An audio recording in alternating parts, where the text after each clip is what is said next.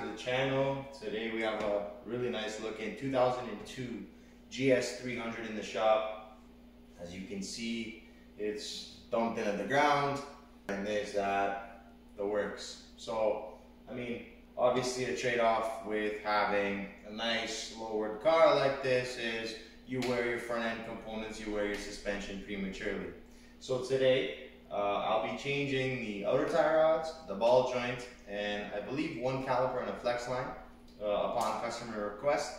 So for the purpose of this video, I'm going to be showing you guys how to do a lower ball joint on a 2002 GS300. Let's get to it.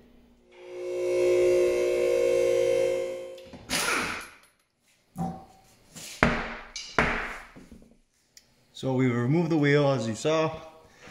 Now we are underneath the vehicle. We're changing this ball joint here. To do so, you need to remove these two bolts, this nut, and the outer tie rod nut. Now, fortunately for us, we're changing the outer tie rod, so we already have to disconnect this, which is good. If you don't have the necessary tools, like with a wrench, you can remove the caliper to get to this nut. All right, so we're gonna go ahead and remove the caliper, take off this nut, and release the outer tie rod from the knuckle that's built into this bracket for the tie rod. And we're going to check it in a second.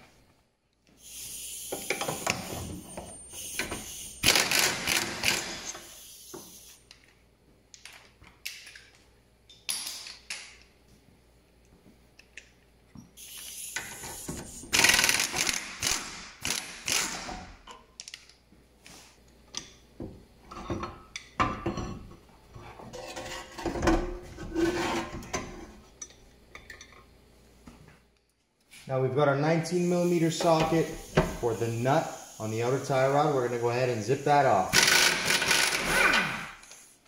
Once you go ahead and get that off, if you're not going to be replacing your tie rod, I recommend you hit it here with a hammer very hard until it separates. Because I'm going to be changing the outer tie rod, I can hit it here without worrying about if I damage threads or not. So if you're doing this without changing the tie rod, hit it here until it separates. But I'm going to hit it here because I'm changing it.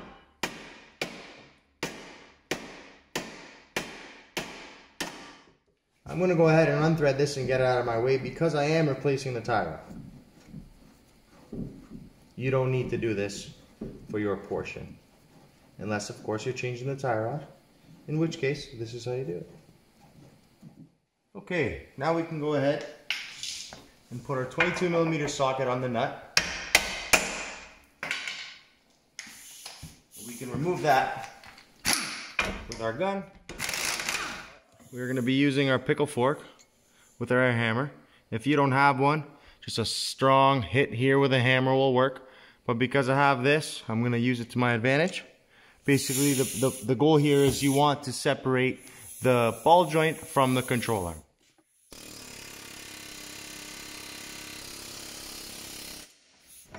And as you can see, we're free. Now you're going to want to lift the knuckle out from the control arm and just hang it aside.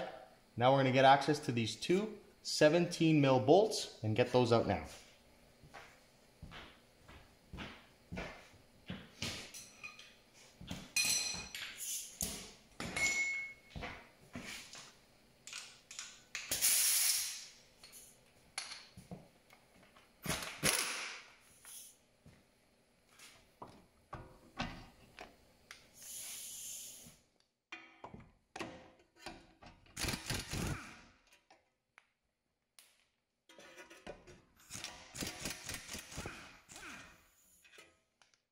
Now that those bolts are out, a light tap with the hammer should dislodge the ball joint from the knuckle, and I will show you what I mean.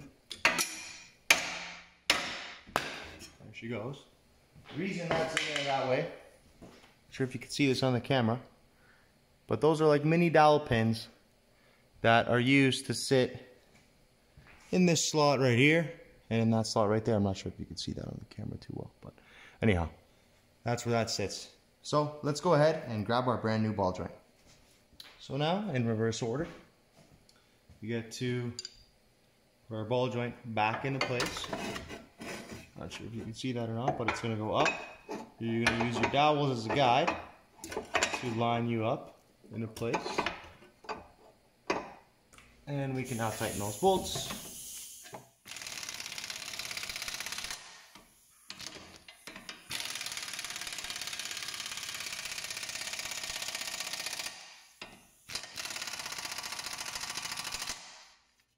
Once your ball joint is tight and seated in the knuckle, lift your ball joint assembly into your control arm and tighten that nut as well.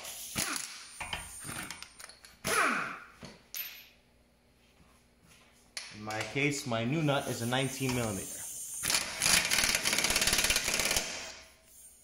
Be sure you use a cotter pin if you have the ability to. Now we're going to get a new tie rod. Ensure that you have the right side in your hand because there's a difference between right and left. And put some anti-seize on the threads of the inner tie rod there that you see. And put that tie rod in all the way. Pro tip. If you want to get your alignment really close, don't remove this nut much. Just crack it loose at the very beginning and then put the tie rod back to that nut and it'll be pretty damn close for you or your mechanic to do the alignment.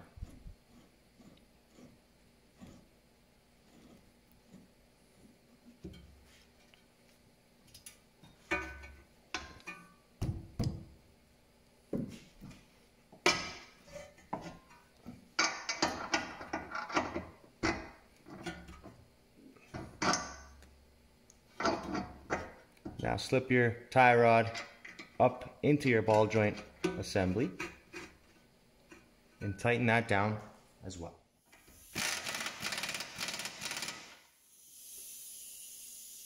Don't forget that one takes a cotter pin too.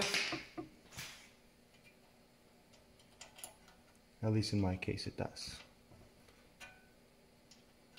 Once you've tightened everything and put your cotter pins in, you can go ahead and slide your rotor back on and your caliper that was removed obviously for access to that nut.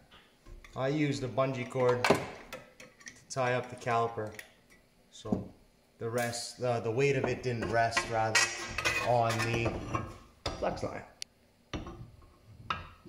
Your caliper bolts started by hand. Tighten these caliper bolts up.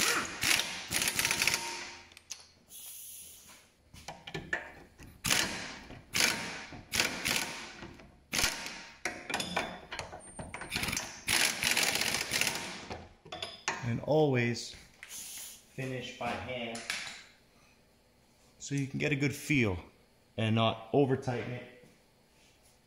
And of course you want to make sure that it is tight enough.